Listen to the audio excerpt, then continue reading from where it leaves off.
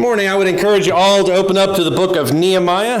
This is where we'll be for the entirety of the lesson today. We'll never venture outside of Nehemiah. As a matter of fact, I appreciate Ben reading that from us because that means we don't have to leave Nehemiah. He read from us Genesis chapter 3 a little bit earlier, or Genesis chapter 4, which is a very powerful section, kind of goes hand in hand with what we're talking about this morning, about a section of Nehemiah that we don't oftentimes talk about. Usually when we talk about Nehemiah, we talk about kind of the standard types of ideas, how he built the wall, that type of stuff. And so today we're going to take it just a little bit of a different angle when we look at this book. So look around this morning. We do have lots of visitors. We have people that are with us from different areas. We're thankful to have y'all with us. I know this is kind of an anomaly, not that we have a lot of people, but next week we will have a lot of our people gone, and suspiciously to the greater Northeast. I don't know what's going on up there, but I know a lot of people are leaving to go up to the Northeast part of the United States. We wish them well. But for today, it's good to have everybody with us, good to have a lot of our members, get a lot of visitors in.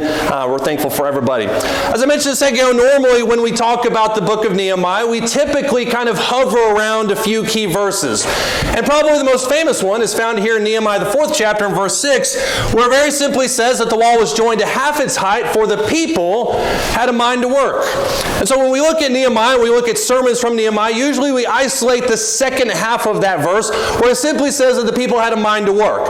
We talk about what it means to have a mind to work, how we as humans, as a church, can have a mind to build, kind of have that attitude. And let me go on record by saying that I think that's a really important sermon to talk about. I've preached that sermon. I've heard of other people doing sermons on that. I've heard of Bible classes on the subject. And I think that is a really important topic for us to discuss. I think it's important to get everybody on the same page, but especially to be intentional about building together. That, however, is not the sermon that I want to talk about this morning.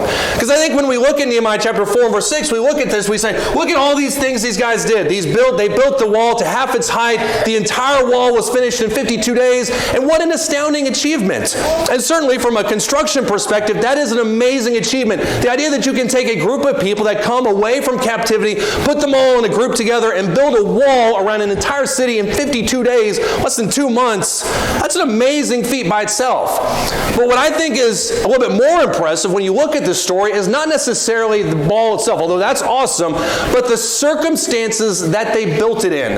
When you think about the people that came away from exile, this was not as if Nehemiah came as the cupbearer to the king and he had a construction group in tow. These were people that were experienced builders, people that knew how to draw up plans, people that knew how to do this. That was not the situation as it was. As a matter of fact, if you look at Nehemiah chapter 3, what you'll notice is that the vast majority of his working force were what we would call white-collar workers. You have people that are high priests, you have government officials, you have aristocracy, of all these different people that in most cases probably have never done this type of work before.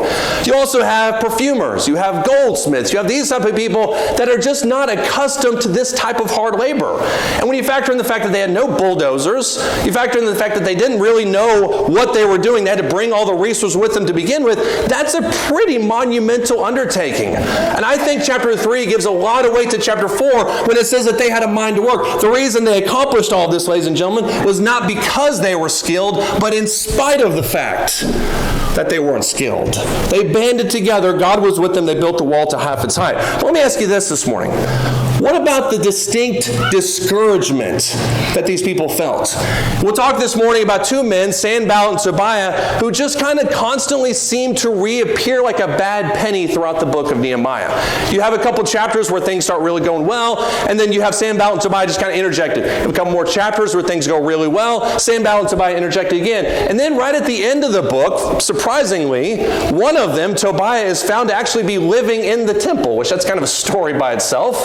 But these people just kind of keep interjecting themselves back into the narrative with one primary aim, which is to discourage the work that is taking place in Jerusalem. If we look at Nehemiah chapter 2, Nehemiah chapter 2, verse 9 and 10. It says here in Nehemiah chapter 2, then I came, this is Nehemiah talking, I came to the governors of the provinces beyond the river, and I gave them the king's letters. Now the king had sent with me officers of the army and horsemen, so he had some supplies.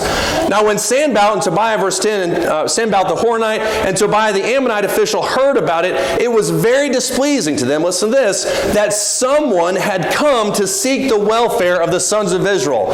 How dare they? That somebody shows back up from the exile with the single purpose of rebuilding the walls of Jerusalem.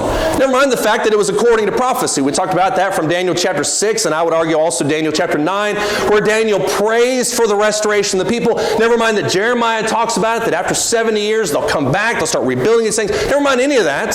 The fact that Nehemiah had the gall to come back and seek the welfare of the sons of Israel. That's what made Sanballet and Tobiah the most angry. Look at chapter 4. Nehemiah chapter 4. We'll jump around quite a bit inside these chapters, so keep that flipping finger ready. Nehemiah chapter 4, starting in verse 1. It said in Nehemiah chapter 4, verse 1, Now it came about that when Sanballet heard that we were rebuilding the wall, he became very furious and angry and mocked the Jews. And he spoke in the presence of his brothers and in the wealthy men of Samaria and said, What are these feeble Jews doing? Are they going to restore it for themselves? Can they offer sacrifices? Can they finish in a day? Can they revive the stones from the dusty rubble, even the burned ones? Which the destruction that Nebuchadnezzar put on the city of Jerusalem kind of speaks by itself for that in that verse. Verse 3, Now Tobiah the Ammonite was near him, and he said, Even what they're building, if a fox should jump on it, he would break their stone wall down. Which just gives more credence to the fact that these people that you see in Nehemiah chapter 3 and Nehemiah chapter 4 really didn't know what they were doing. Let me just put it in modern terms. If you took a bunch of dudes like me, and you said, what I need you to do is I need you to go down there and finish the Tractor Supply store that they're building down there. They're halfway through it right now. You said, I need to clone Brady 100 times, go build the Tractor Supply. I would not know which part of the hammer to use. I just don't know that. And if you came by 3 months later and all of a sudden it was finished, you would look at that and you would say, okay, I know his skills, or lack thereof. I see the finished product. What happened here? And so what Sanballet and Tobiah are doing here in Nehemiah, the 4th chapter, is not so much ridicule, although it is, but just outright disbelief at the impossibility of the scenario. But Sanballet and Tobiah keep talking, and over and over again, they just keep interjecting themselves, constantly pushing this discouragement. I mentioned to you a second ago, they show up like a bad penny, it seems like on every page, and in reality they do. Because not only do you see it here in Nehemiah chapter 4, verses 1 through 3, but you also see it later in verses 11 to 12, where they just outright plan to kill them. We'll talk about that a little bit more here in a second. You also have later, in Nehemiah chapter 6, verse 1 and 2, a plan to ambush Nehemiah. And then finally, Nehemiah chapter 6, verses 6 through 8, they just say they're going to stir up false rumors, which we'll talk about that a little bit more here in just a second. But this plan to stir up false rumors. Now, I think we have to pause here for a second and see the power dynamics as they are. Because usually when we look at Sanballet and Tobiah, we think to ourselves, these are two people that are just anti-God's work. That's not exactly what's happening here. Tobiah the Ammonite, probably familiar to us. The Ammonites were mortal enemies of the Jews. They had been for centuries. Not a lot of surprises as to why Tobiah would not like the fact that Nehemiah is in town. But Sanballet, I think, is probably the more interesting of the two. Because as you can tell from here from Nehemiah chapter 4, Sanballet is in the city of Samaria. And he's speaking, at least publicly, to some people, which means he's probably a person of some prominence, a person of some wealth. And as Samaria is starting to rise to power after the fall of Jerusalem, the perception is that if Jerusalem is being rebuilt, that threatens the very core of what Samaria is all about. This is not the Samaria of Jesus' time period. This is not the Samaria of Acts. This is not the Samaria where Jesus visited the woman, they had a conversation. Samaria was a brand new world power at this point, just kind of starting to take hold. And they viewed themselves, for all intents and purposes, as being the replacement for Jerusalem. There's a reason why when Jesus is talking to the Samaritan woman in John 4, he says, or the woman says, you guys say we should worship there, we say we should worship on Mount Gerizim. There's a difference there. And that power dynamic is forming during the time period of Nehemiah. And so it's not as personal sometimes as we may think, but it does seem to become personal, at least at this point. As I mentioned there a second ago, this idea of stirring up false rumors in Nehemiah chapter 6 and verses 6 through 8, the rumors that they're going to put forth is that Nehemiah is actively working against Darius. The irony of that is, several decades later, when Sanballet hears about a guy named Alexander the Great, he's going to flip allegiances to Alexander and try to actively work work against Darius. And so he's essentially becoming the victim of the same thing that he accuses these people of Nehemiah of. But this just rapid, or this discouragement that just seems to appear on every page, this rumors, these ambushes, these threats, I would argue that it could not have been easy on Nehemiah. Not only is he dealing with a whole group of people that have never built a place like this before, and most of which have probably never even seen their homeland, but he's dealing with continual ongoing discouragement in his life. All of us, ladies and gentlemen, kind of taking this more in a modern context, all of us have Sanballets and Tobiahs in our life. All of us have people that will look at whatever the situation is and will actively try to discourage it, not because they have an objective of their own, but because they don't want you to create your own objective. Because they don't want you to finish your objective. There's a reason we had Ben read from Genesis chapter 4, because the same situation is happening here that I think you see with Sanballet and Tobiah and also Nehemiah, is this idea of, I don't want to change myself, but I'm going to sure change you. And the dynamic between Cain and Abel is very simple. Cain brings up a sacrifice, Abel brings up a different sacrifice. Abel's is approved, Cain's is not. Cain reacts with anger and with hatred in his heart to the point that he plots to kill and eventually does kill Abel. And 1 John chapter 3 and verse 12 sheds a little bit of light on the reason why.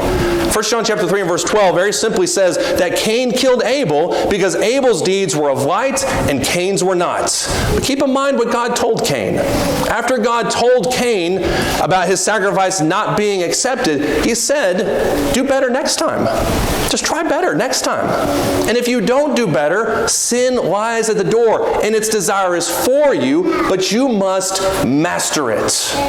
There's a temptation that we have sometimes when we feel like we've been one-upped, or we feel like we've been threatened, we feel like we've been pushed to the side. The temptation is to not raise ourselves up, but to demean the other person.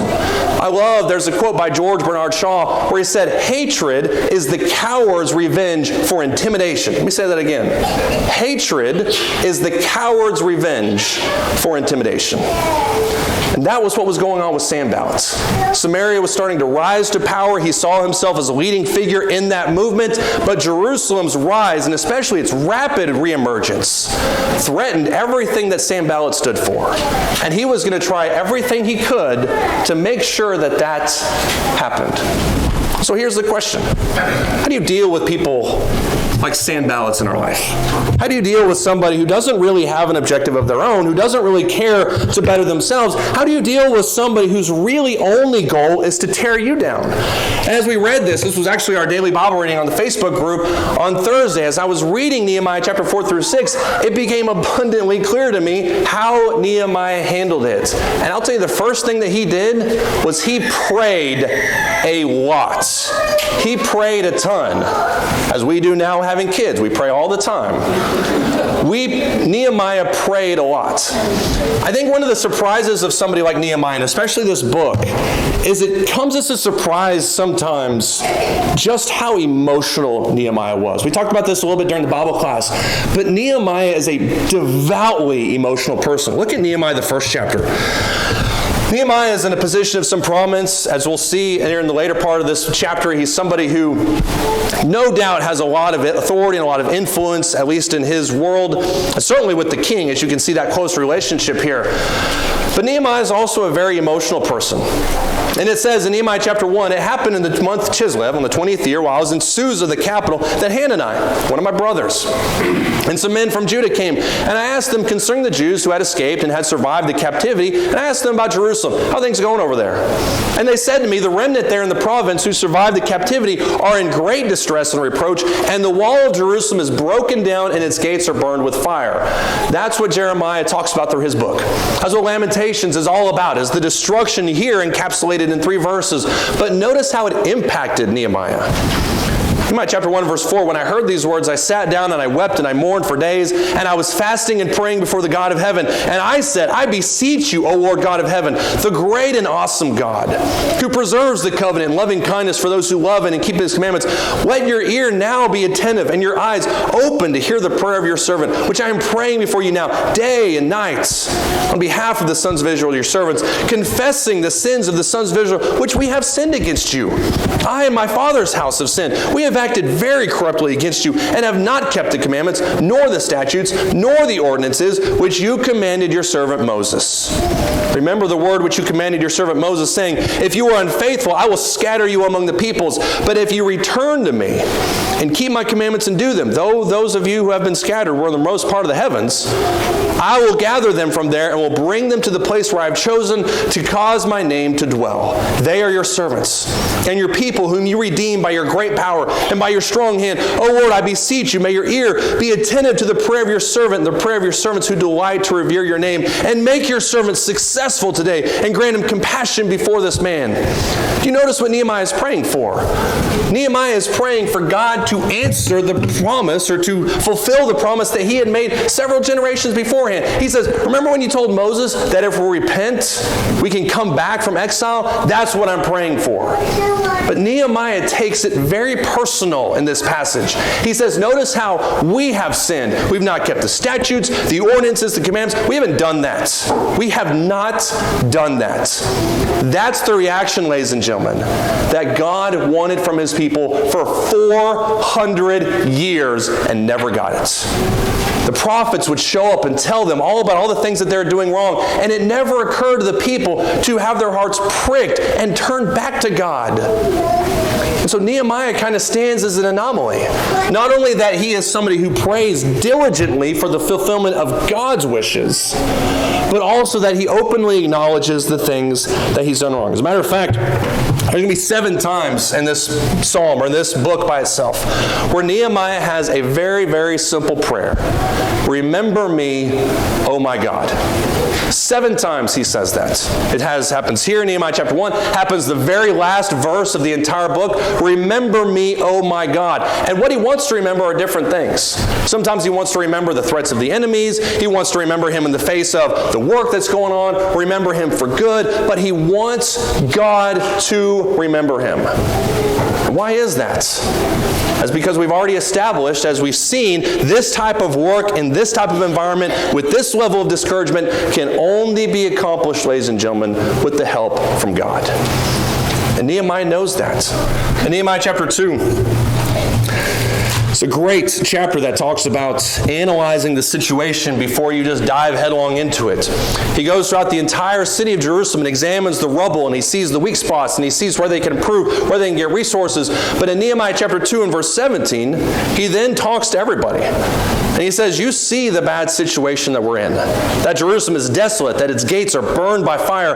Come, let us rebuild the wall of Jerusalem so that we will no longer be a reproach. I told them how the hand of my God had been favorable to me, and also about the king's words which he had spoken to me. And they said, let us arise and build. So they put their hands to that good work. And when Sanballet the Horonite and Tobiah the Ammonite official heard it, and Geshem the Arab heard it, they mocked us and they despised us. And they said, what is this thing that you're doing? Are you rebelling against the king? I answered, verse 20, and said to them, the God of heaven will give us success. Therefore we, his servants, will rise and build. But you have no portion, no right, and no memorial in Jerusalem. He prayed a lot. But the reason that he prayed a lot is because he knew that something like this was only going to happen with the hand of God. And there's an important caveat we need to put on this. Nehemiah's prayers over and over towards God is not of a personal nature. He doesn't say, look at Sanballet and Tobiah and smite them down. It's not a imprecatory prayer that we sometimes see in the Psalms. That's not what he's dealing with. It's not a personal prayer. Over and over again, the prayer that he prays is, let us continue the work. See their threats, let them come to nothing. See what you're doing, see what we're doing, help us in this pursuit. He asks God for God's help in godly things. It is not a personal prayer of anger. It is also not a personal prayer of judgment. It is a personal prayer for help to accomplish the mission that is given to him. But I think Nehemiah also needed to anticipate the unthinkable. We mentioned a second ago about how this Samaria is not the Samaria of Jesus' time period. It really isn't. When you get to the time period of Jesus, the Samaritans and the Jews were, let's just say it nicely, they were more or less at odds. They weren't really that good of friends. You can see that when Jesus has the parable of the Good Samaritan that punctuates the fact that even the lowest people in the Jews' eyes could be capable of such great things. That's the relationship as it is in the New Testament. And this time period, with this burgeoning kingdom of Samaria, you have two people jockeying for position, but you also have a deep spiritual sense of ownership over the land. The Samaritans come from a group of people who are still in the land after the Jews have been taken. And then you have these other people that are displaced, brought in, and so you kind of have a mixed race type of people that are living here. That's the Samaritans. But the Samaritans view themselves as being pure. We stayed when you guys got deported. We stayed when y'all spent 100 years or 70 years in Babylon. We were still here. And you guys that come back from Alexandria and from Persia and from Britannia and all these different places of the empire, you guys that come back now, we've been here. And the Jews did not. But even in this time period, you're talking about a difference of about 50, 60, 70 years, maybe 100 years. And so in so many ways, they're still family. They don't have to look that far back in their genealogical records and see kinsmanship between the Jews and the Samaritans. Fast forward 400 years, and there's a huge difference. But back then, they could say, me and you had the same grandpa. And so there's a kinsmanship there. The unthinkable, ladies and gentlemen, was that people who used to be friends, people who used to spend time together, are now actively trying to kill each other. In Nehemiah, the 4th chapter, that's exactly what happens. Nehemiah chapter 4, starting in verse 6. It says, so we built the wall. And the whole wall was joined together to half its height, for the people had a mind to work. That's where we say stand and sing and the sermon's over. Now when Sanballet, Tobiah, the Arabs, the Ammonites, and the Ashdodites heard that the repair of the walls of Jerusalem went on, that the breaches began to be closed, they were very angry. And all of them conspired together to come and to fight against Jerusalem and to cause a disturbance in it. But we prayed to our God, and because of them, we set up a guard against them day and night. Thus in Judah it was said, the strength of the burden bearers is failing, yet there's much rubbish, and we ourselves are unable to build the wall. Our enemies said they will not know or see until we come among them, and we kill them, and we put a stop to the work. And when the Jews who lived near them came and told us 10 times, saying they will come up against us from every place where you may turn, that's when I stationed men in the lowest parts of the space behind the wall, the exposed places, and I stationed the people in families with their swords, spears, and bows. And when I saw their fear, notice the personal, the emotion in this. When I saw their fear, I rose and spoke to the nobles, the officials, the rest of the people. Don't be afraid of them.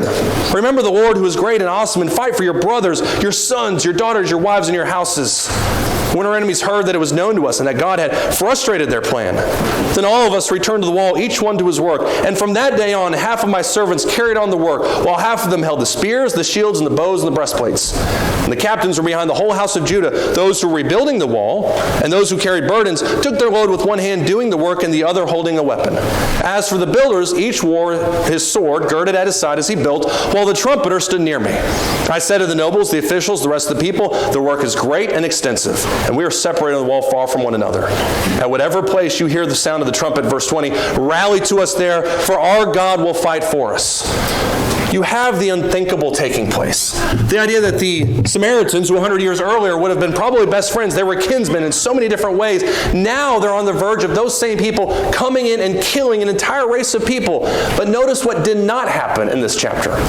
What did not happen in Nehemiah chapter 4, verses 6 through 20, was at no point did the work ever stop.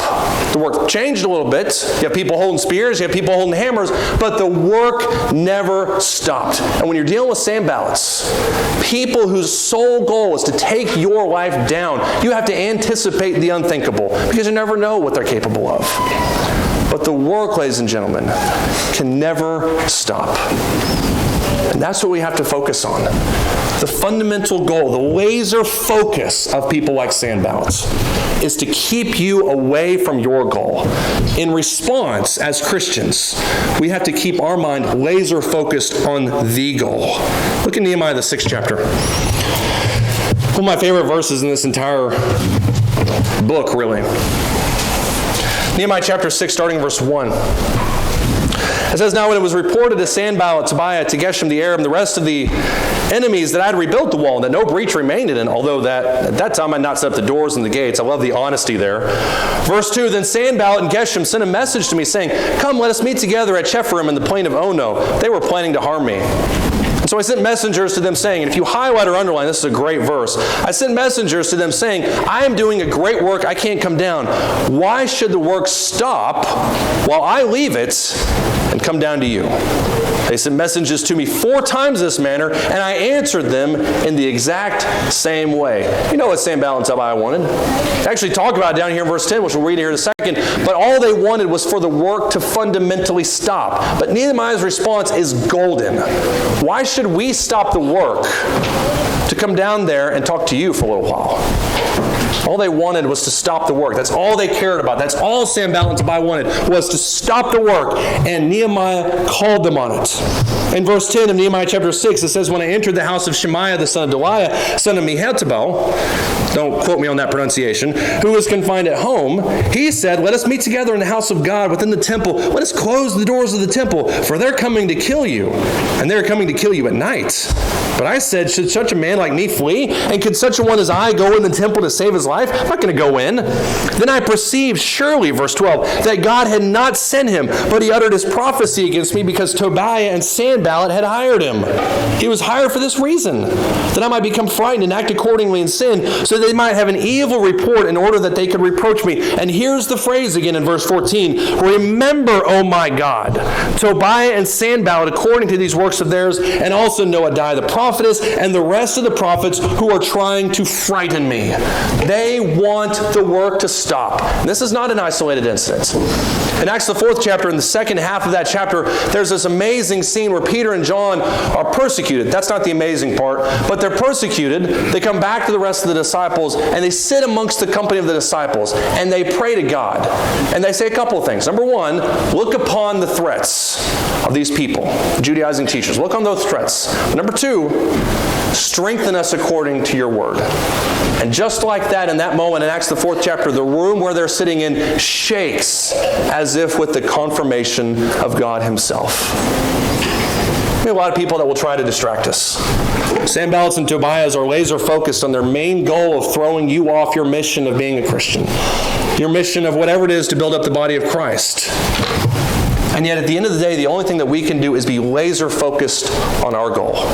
I love the phrase, as we mentioned several times, and it ends in the very last chapter of the book of Nehemiah, where he says, remember me, O my God. The very last verse, remember me, O my God, for good. And to my knowledge, we don't have any evidence of God speaking back to Nehemiah in the book of Nehemiah where he says, I do remember you for good. We don't have that happening. But I like to think that the message that God would have given back to him is the same one that he'll have for all the faithful on the day of judgment. Well done, thy good and faithful servants. Sanballat and Tobias are all around us. Whether they know it or not, whether they intentionally try to deceive us, whether they want to pick a fight, whatever their purpose is, the sole goal is to throw you off the track of your life towards God. And to do these 3 things, I think, is key to success. Nehemiah finished the wall in 52 days, not because he was a superhuman, not because he knew which end of the hammer to hold, but because he was with God. He prayed a lot. He anticipated things that nobody saw coming, but he remained focused on the work. And if you're here this morning and for some reason you've been thrown off that track, you've allowed a Sanballat in your life to get you off the track of God, I would encourage you, reorient your focus. Fixate on who he is. Finish the work that God has laid out for us. And do it now as we stand and as we sing.